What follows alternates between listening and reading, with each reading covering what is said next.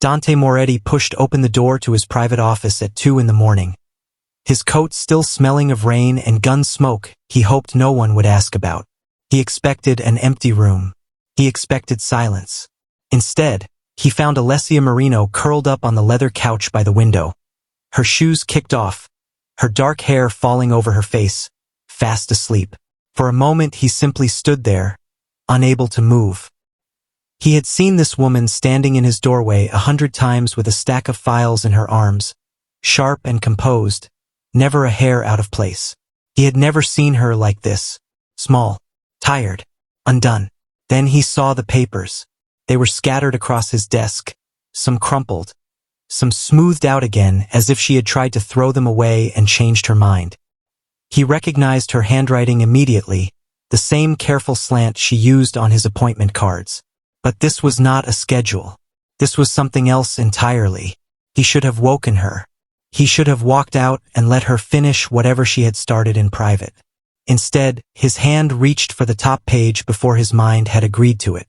Dante, I never meant for this to happen. I told myself 100 times that you were my boss and nothing more, that the dinners were just dinners, that the night you kissed me meant nothing because you said it meant nothing. I believed you. I believed us. That was my mistake. Asterisk. His chest tightened. He kept reading, standing perfectly still in the dark office. The only light coming from the desk lamp Alessia had forgotten to switch off. Asterisk. I heard about the women. I told myself it was just talk, the kind of talk that follows a man like you everywhere. But I saw the photographs. I heard the names from people who had no reason to lie to me. And I understood, finally, that I was foolish enough to fall for someone who never once promised me anything. Asterisk. Asterisk. That is the part that hurts most. You never lied to me because you never said anything at all. Asterisk. Asterisk. I am resigning, Dante. I will clear my desk quietly and I will not make this difficult for either of us. Please do not try to change my mind. I need to leave before loving you becomes something I cannot recover from.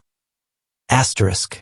The letter ended there, unfinished, the last line trailing off into a smear where a tear must have fallen on the ink. Dante had built an empire on being unreadable.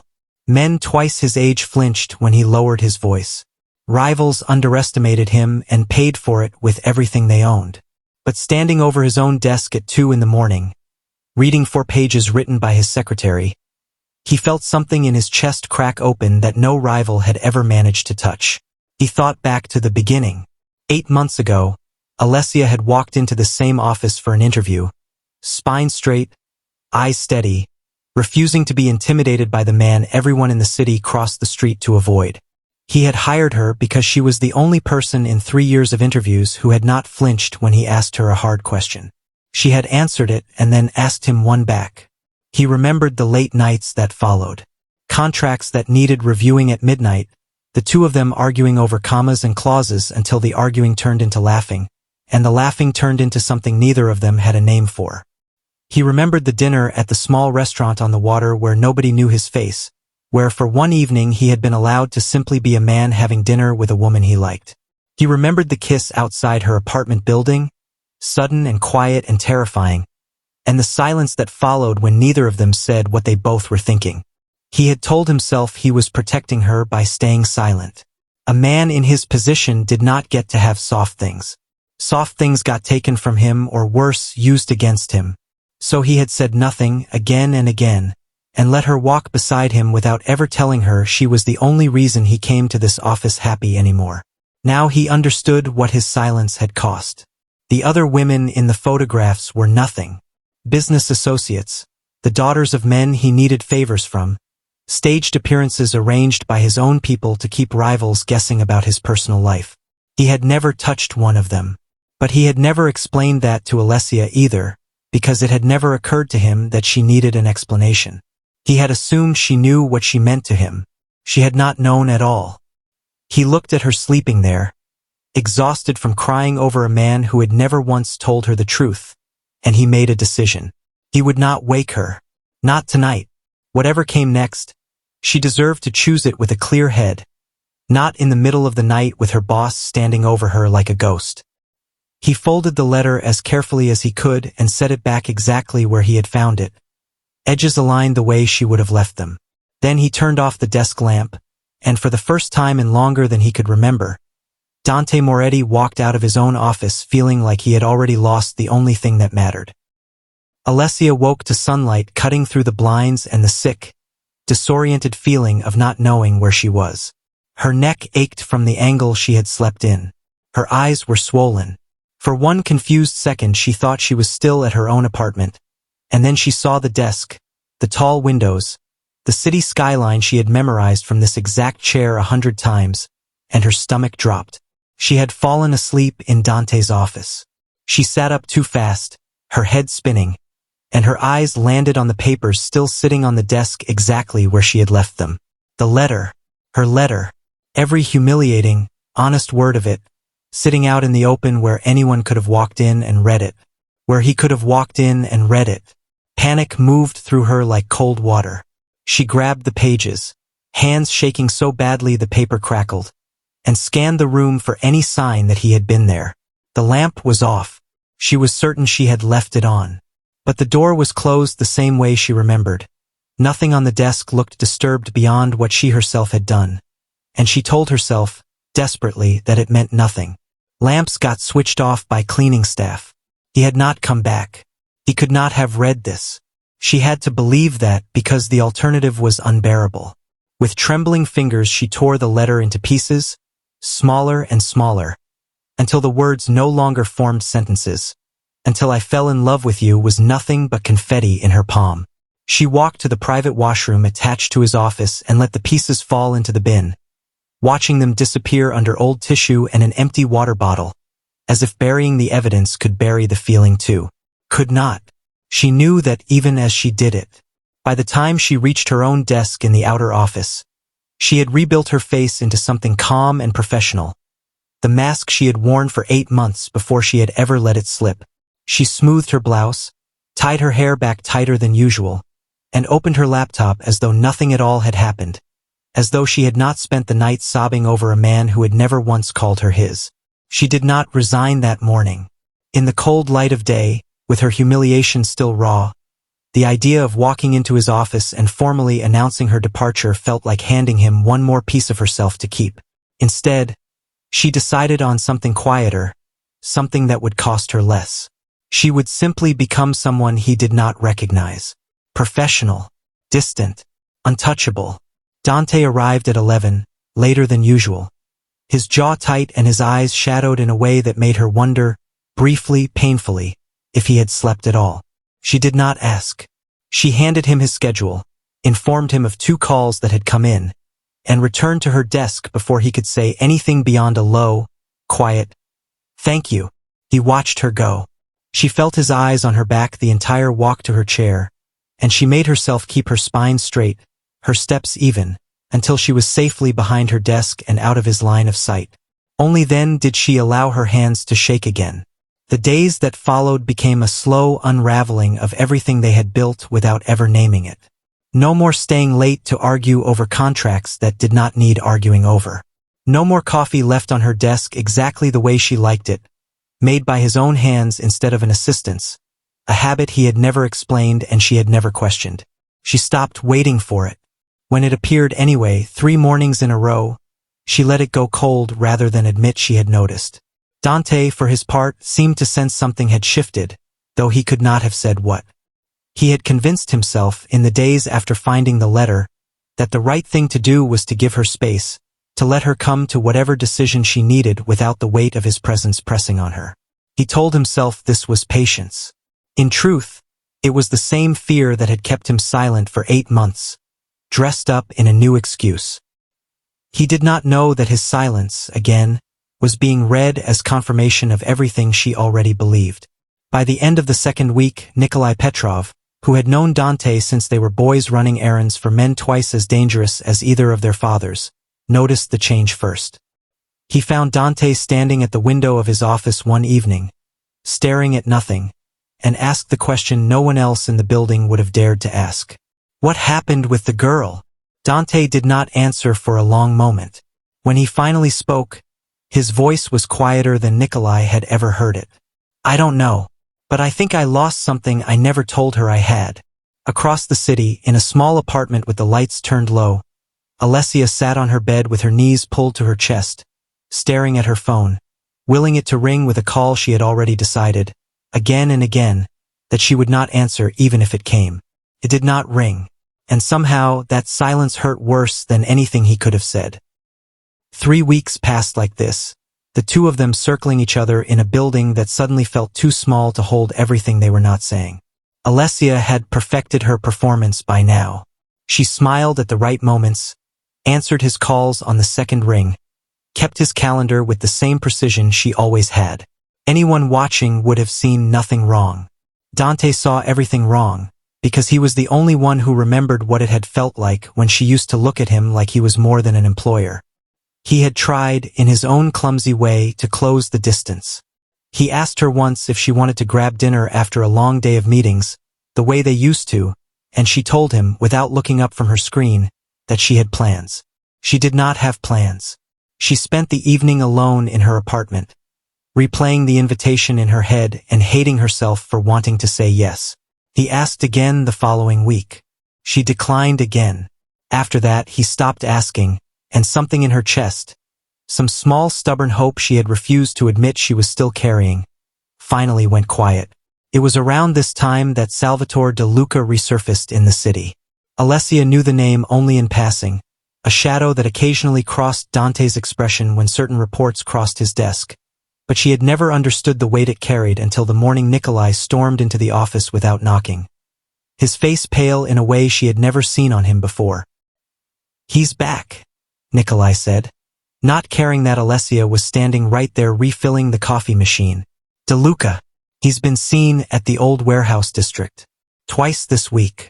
Dante's whole body went rigid. Alessia watched the transformation happen in real time.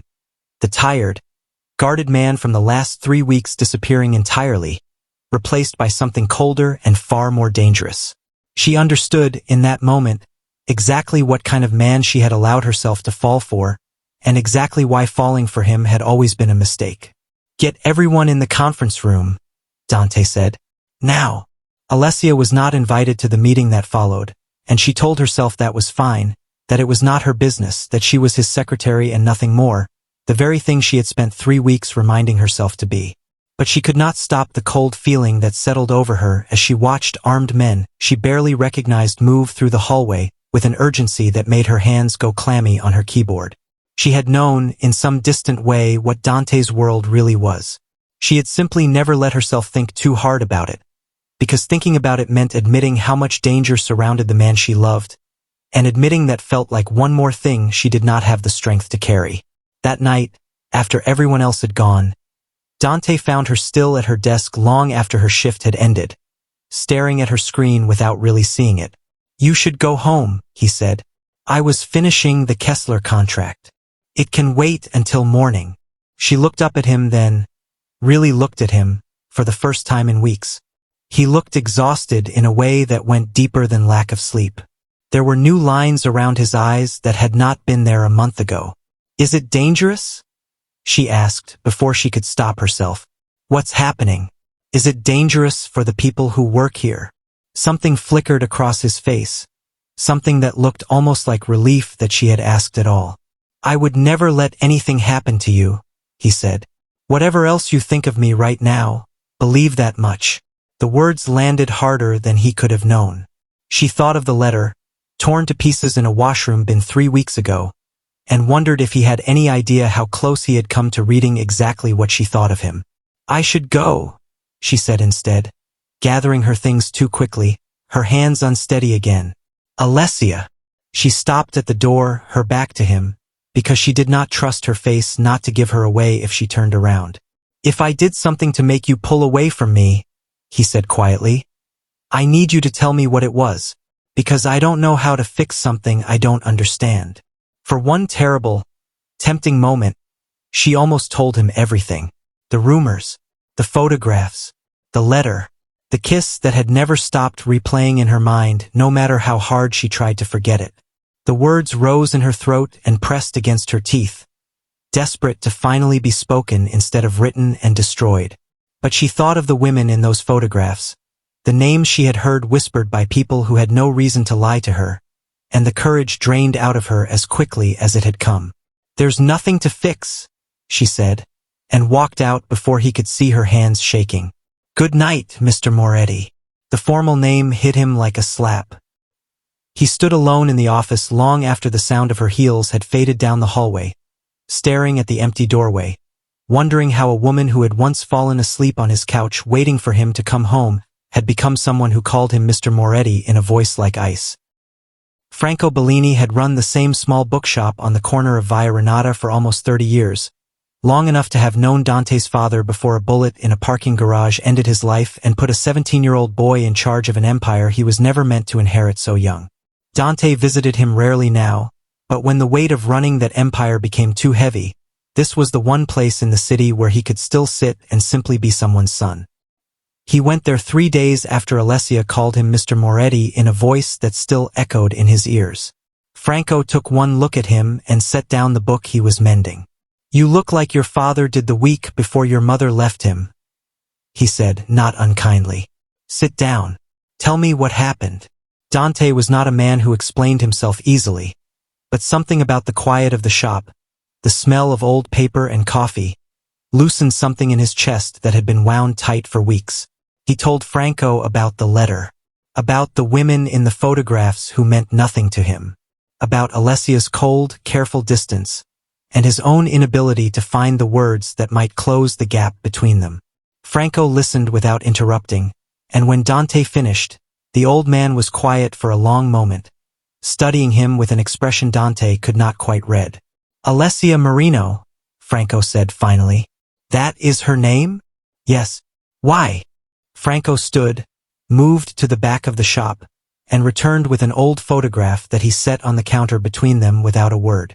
It showed two men standing in front of the same shop, decades younger, arms around each other's shoulders, laughing at something outside the frame.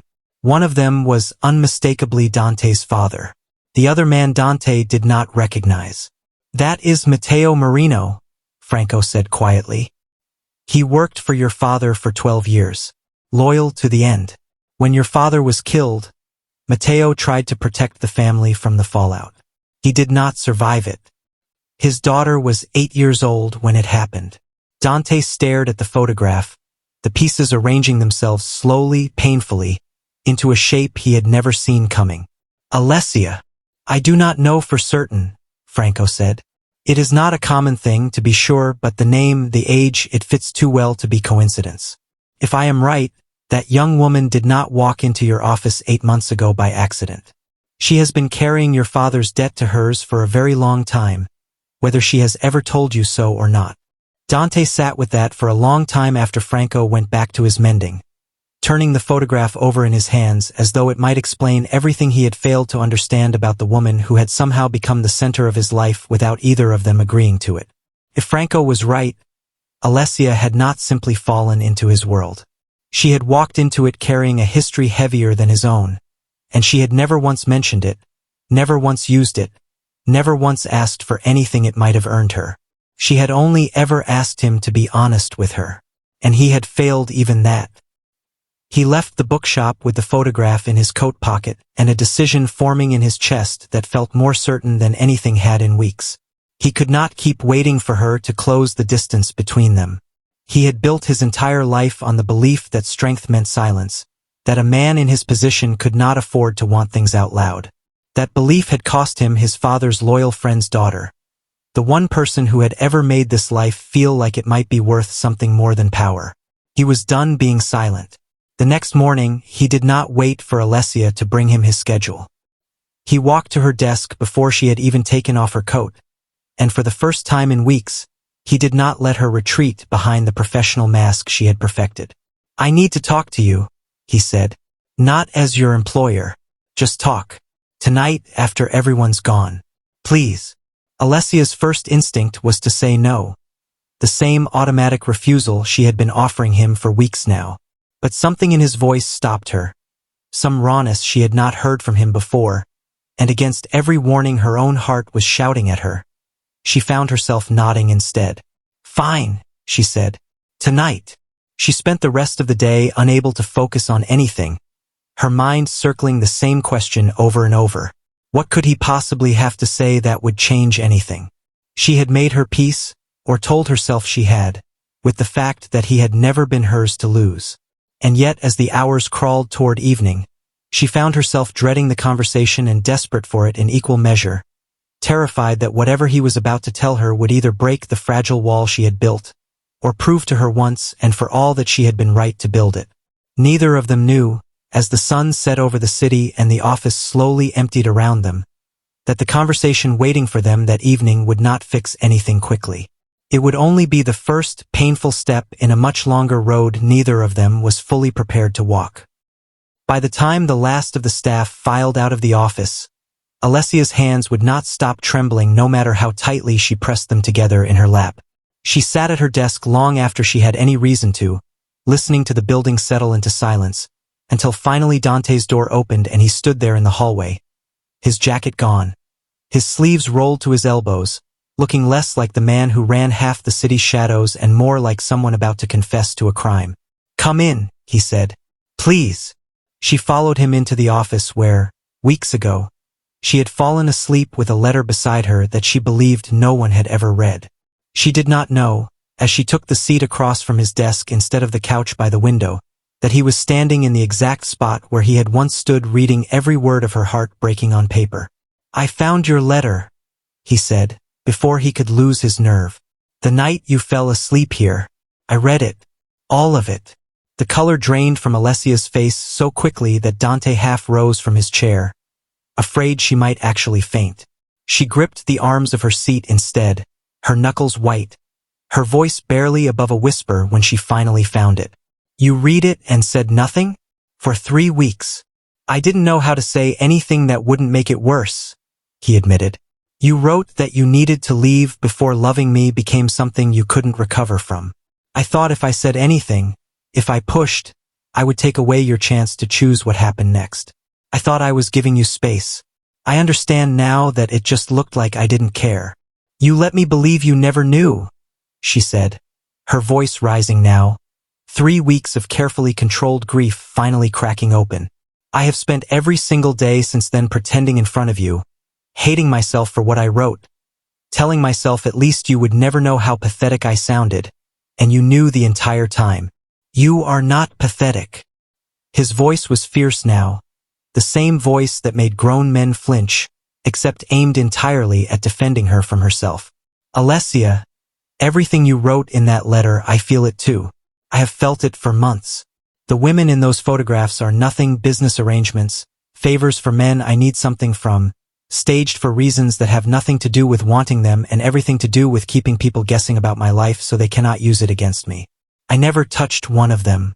I should have told you that the moment I heard the rumors were reaching you.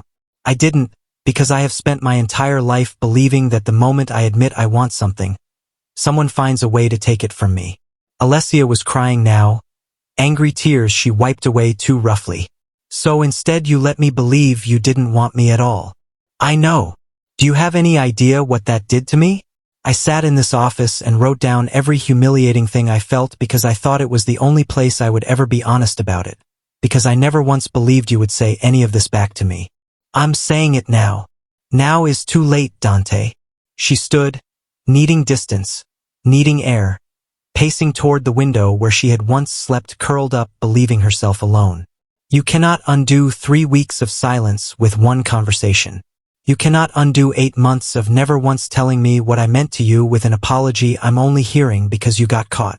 Then tell me what would undo it," he said, standing to now, closing some of the distance between them despite her retreat.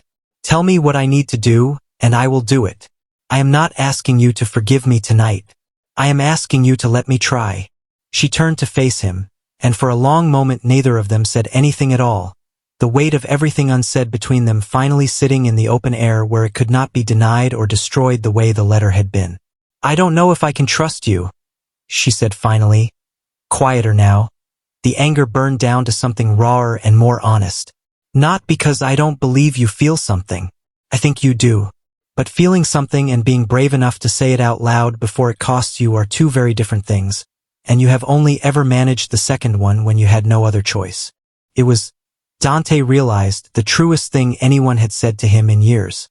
Then let me prove the difference, he said. Not tonight. Not with words. Give me the chance to show you, and if I fail, you can walk away and I will not stop you. Alessia studied him for a long moment. This man who had built an empire out of never showing weakness, standing in front of her now with nothing to hide behind. She did not answer him with a yes. She was not ready for a yes, and some old, guarded part of her doubted she ever fully would be. But she did not say no either. I need time, she said, and it was the most honest thing she had offered him in weeks. Don't push me, Dante. If you actually mean any of this, prove it by giving me the time you never gave me an explanation. She left him standing alone in the office, the door closing softly behind her, and for the second time in a month, Dante Moretti was left in that room carrying the full weight of what his silence had cost him. Except this time, for the first time, he had something he had not had before. A chance, however small, to earn it back. Time, Dante learned quickly, was easy to promise and painfully hard to give. He kept his word for the first week, careful not to push, sending nothing more than a good morning text he was never certain she wanted, arranging small kindnesses that asked nothing of her in return. He had her favorite tea delivered to her desk without a note attached. He rearranged a meeting so she would not have to work through her sister's birthday dinner, a date he remembered only because she had mentioned it once, months ago, in passing. He did not mention any of it. He simply did it and let her notice or not notice as she chose. Alessia noticed everything. She said nothing about it, because saying something felt like handing him a victory she was not ready to give. But the ice around her heart had begun, almost against her will, to thaw at the edges. It was Salvatore De Luca who shattered the fragile peace they had barely begun to build.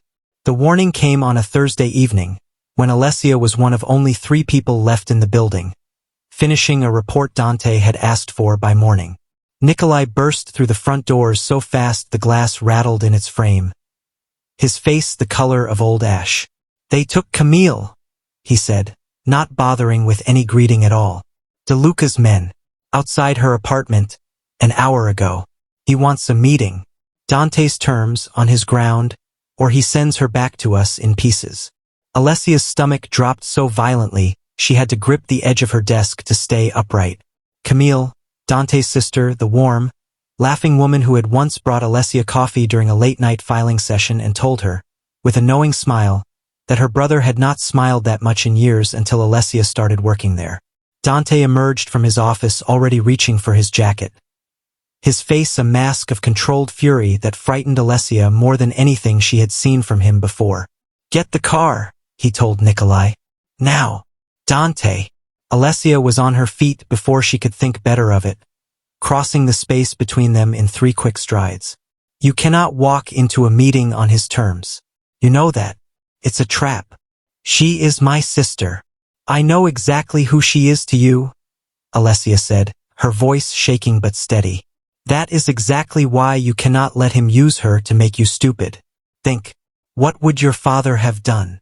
The question landed like a slap, and for one terrible second Dante looked at her as though she had struck him.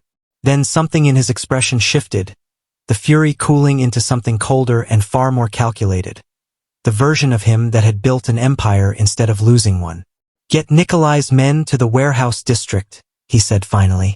Quietly. If De Luca wants a meeting, he gets one. But it happens on ground we control, not his. What followed was the longest night of Alessia's life, waiting in the office with 2 of Dante's men stationed outside the door for her own protection.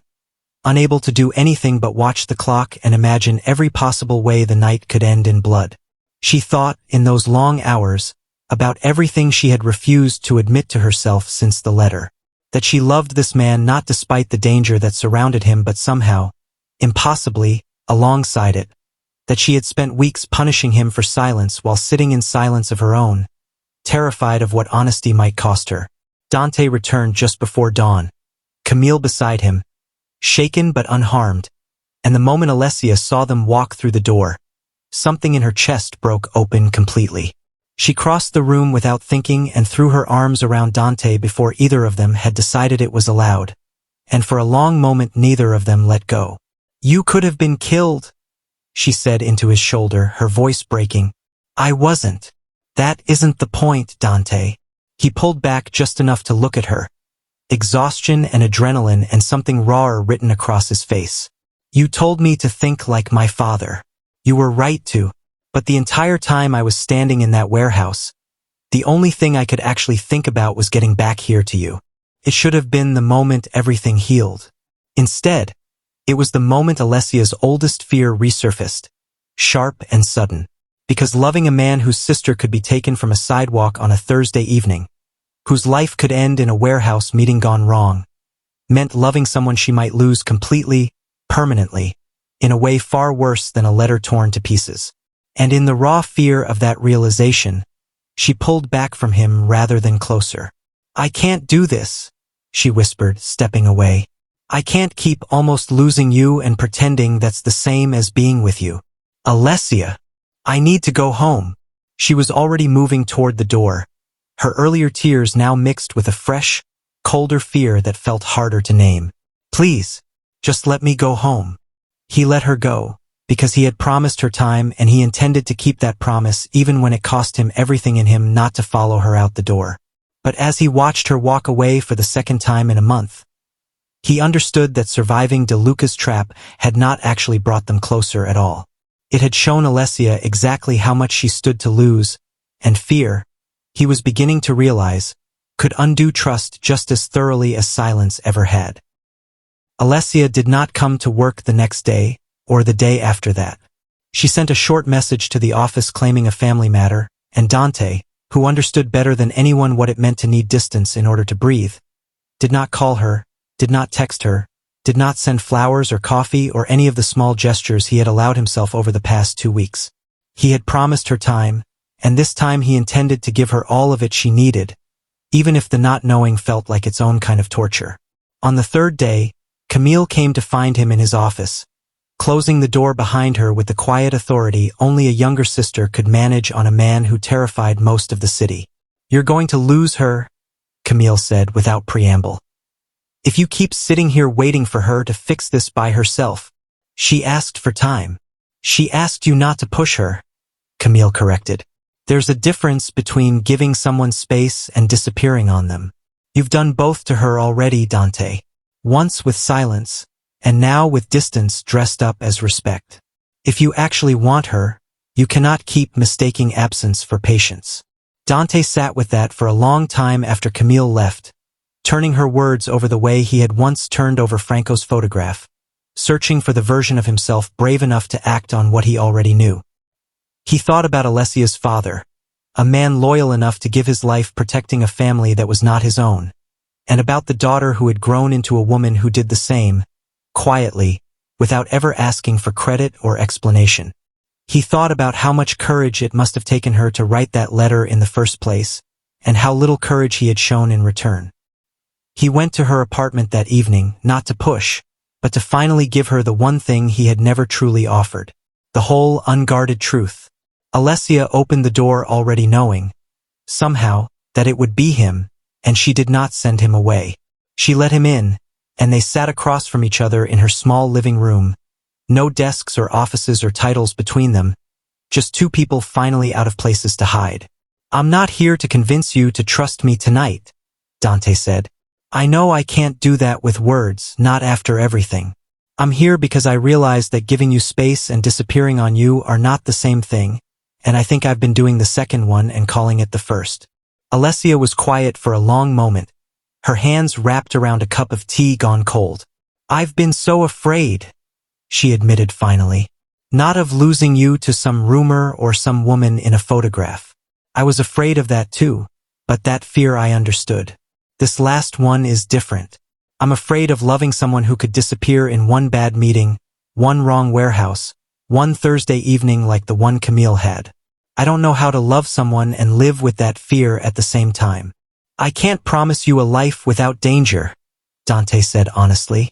"I wish I could. I've spent my whole life in this world, and it will always carry risk, no matter how careful I am. But I can promise you this. I will never again let you find out the truth by accident, or piece it together from rumors, or write it down alone in an office at 2 in the morning because you didn't believe you could say it to my face.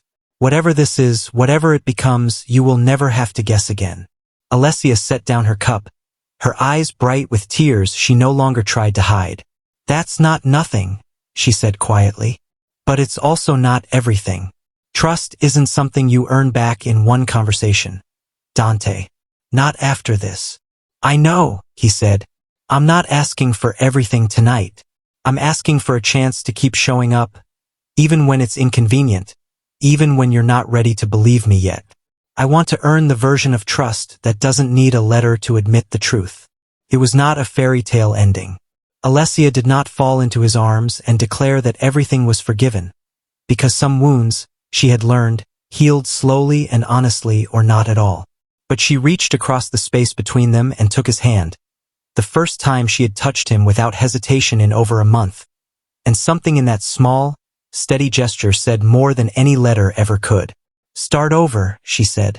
Not from the dinners, not from the kiss we agreed to forget. Start from here. Show me who you are when nothing is hidden, and I will try, every day, to believe it. That I can do, Dante said, and for the first time in weeks, something that felt almost like hope settled quietly between them. It would take months, not moments, to rebuild everything that silence and fear had worn away. There would be hard conversations still ahead, slow steps forward and occasional steps back, mornings where old doubt crept in and evenings where it finally, gradually, began to fade.